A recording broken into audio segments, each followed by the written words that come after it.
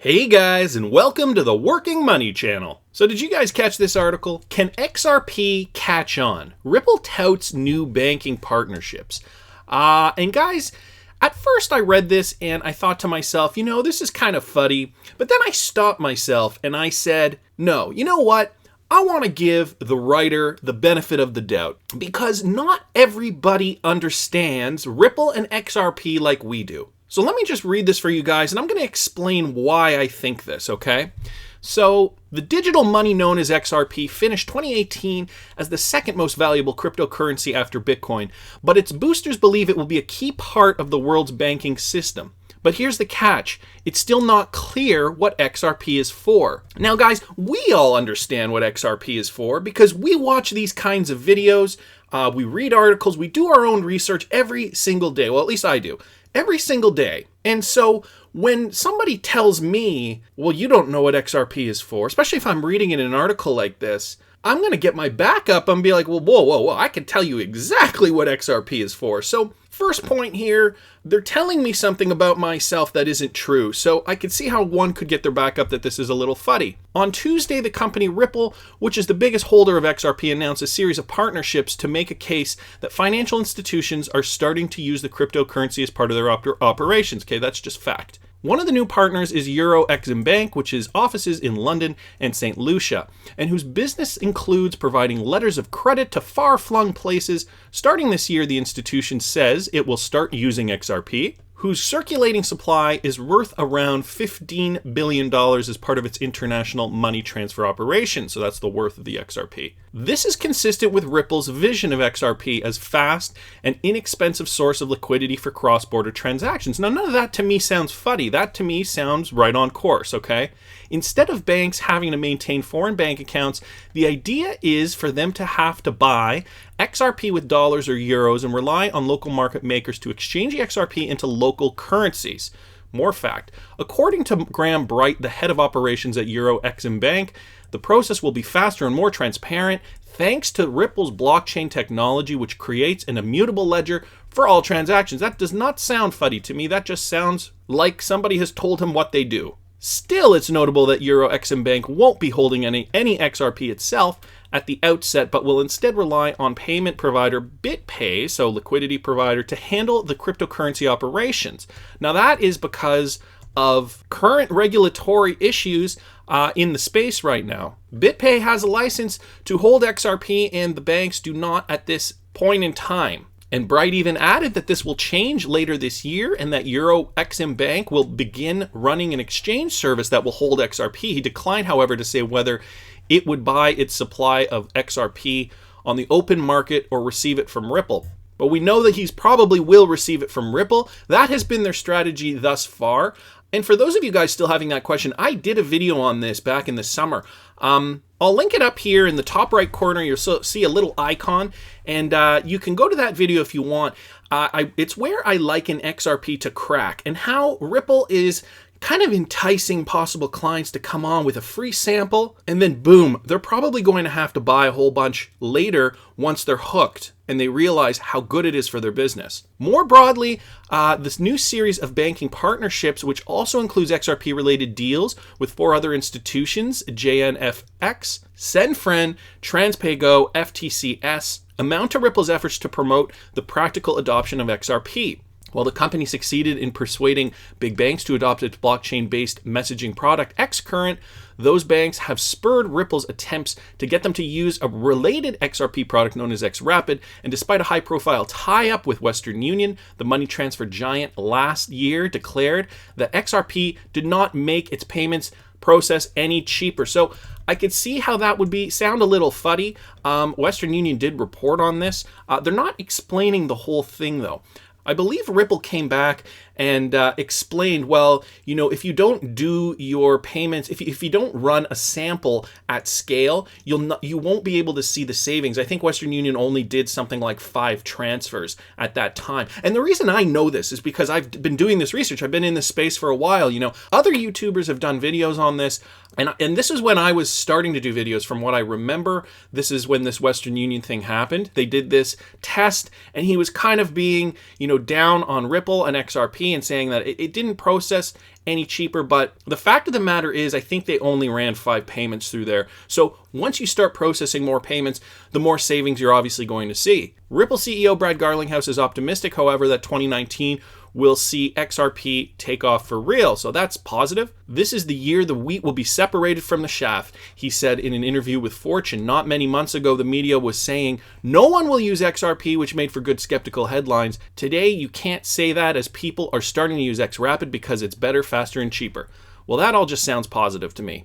Garlinghouse also noted that Ripple's network of customers now includes over 200 financial customers and predicted that many of them are poised to flip the switch and begin to incorporate XRP into their operations. He also rejected the notion that Ripple is trying to shoehorn XRP in conventional financial transactions, saying the cryptocurrency is a natural source of liquidity whose daily trading volume exceeds that of major U.S. equities. The XRP question is a pivotal one for Ripple since it holds a vast treasury of the cryptocurrency amounting to over half of the total supply. And while it has created an escrow management to manage the sale of its supply, skeptics argue Ripple has too much sway over the currency. So again, when you hear this kind of thing in isolation, you're going to think that that's very fuddy, right? But I guarantee you that the people at Fortune magazine, whoever decided to research the Ripple and XRP, probably don't know as much about Ripple and XRP as we do, because we do this daily. Okay, they have other jobs, they have other stories they need to write, so of course they're not going to know everything. And so they might have found out that Ripple owns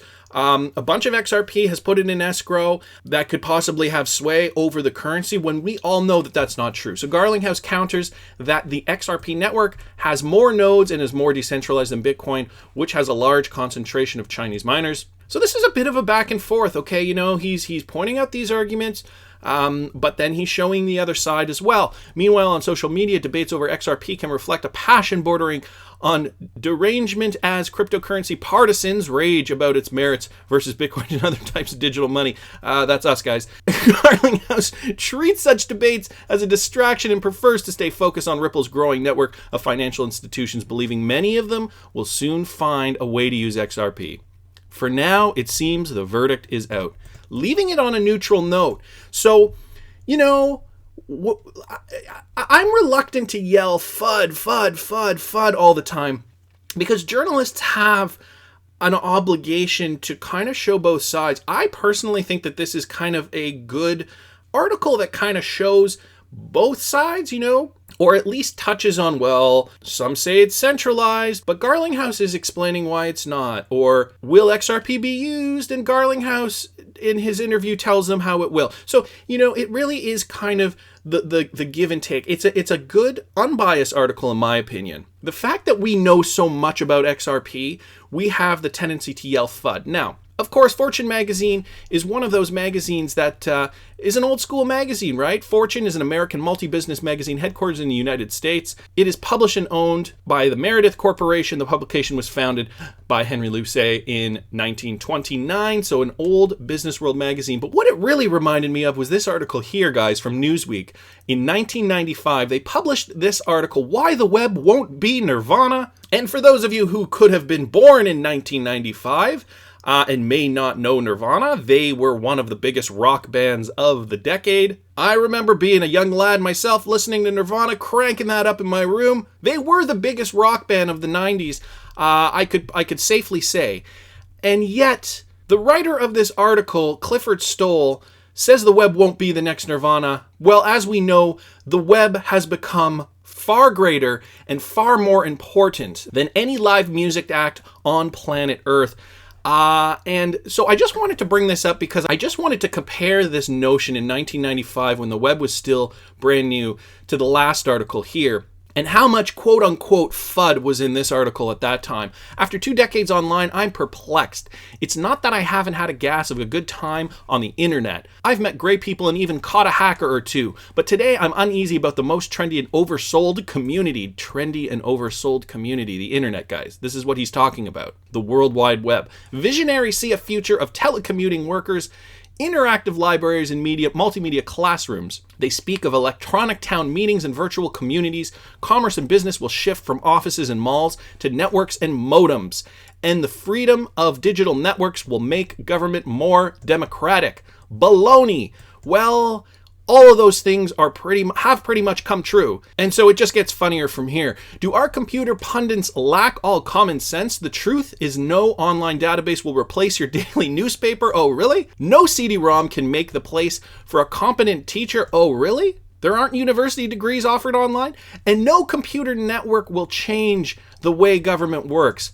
I beg to differ. Consider today's online world. The Usenet, a worldwide bulletin board, allows anyone to post messages across the nation. Your word gets out, leapfrogging editors and publishers. Every voice can be heard cheaply and instantly. The result? Every voice is heard. The cacophony more closely resembles citizens' band radio, complete with handles, harassment, and anonymous threats. When most everyone shouts, few listen. Well, that's Twitter right there. How about electronic publishing? Try reading a book on a disc. Well, how about Kobo? At best, it's an unpleasant chore, and myopic glow of a clunky computer replaces the friendly pages of a book. Well, I agree with this. I prefer actually reading physical, hard books. But how many of you guys read your media off a computer, off a tablet, off your phone? And you can't tote that laptop to the beach.